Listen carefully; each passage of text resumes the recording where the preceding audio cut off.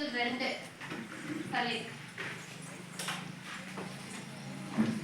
புதிய மாநிலத்தை உருவாக்குறது.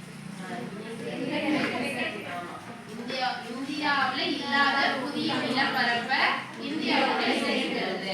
ஓகேவா? இதுதான் ஆர்டிகல் 2. இப்போ ஆர்டிகல் 3 முதல்ல நம்ம என்ன சொன்னோமோ அதுலயே கொஞ்சம் டிஃபரெண்டா வரும். ஓகேவா? இந்தியாவுல இருக்கிறத ஒரு மாநிலத்தை ரெண்டா பிரிக்கிறது, இல்லைன்னா 2 மாநிலத்தை ஒன்னா சேர்க்கிறது. இந்தியா கூட இருக்கிறத தான் வந்து நம்ம சேர்க்கிறது பிரிக்கிறது பண்றோம். ஓகேவா? இப்போ இதுக்கு எக்ஸாம்பிள் ஆந்திரா,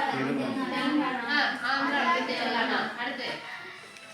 அடுத்து கமான் ஜம்மு காஷ்மீர், லடாக், அது எல்லாமே இந்த ஆர்டிகல் கீழே தான் நமக்கு வருது. ஓகேவா?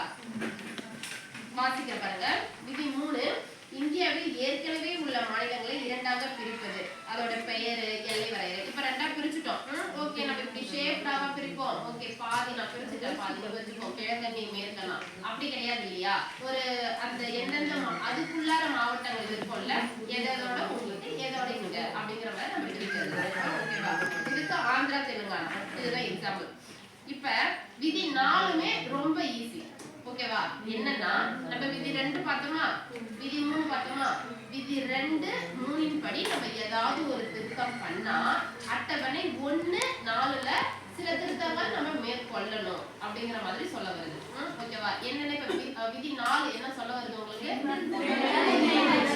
என்ன விதி 2, 3ல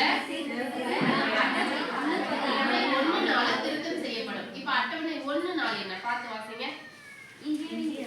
அட்டவணை 1 முதல்ல என்ன சொல்லுங்க. யூனியன் பிரதேசம். இப்ப ஒரு நிமிஷம், மாநிலங்களின் பெயர் யூனியன் பிரதேசம் அப்படின்னு நம்ம சொல்றோமா? இப்போ என்ன இப்ப விதி 2, 3 படி எந்த திருத்தமும் பண்ணலன்னு வைங்க. அப்ப அதுக்கு முன்னாடி நமக்கு என்னவா இருக்கும்? ஒரு இதுக்கு முன்னாடி இப்போ அந்த ஜம்மு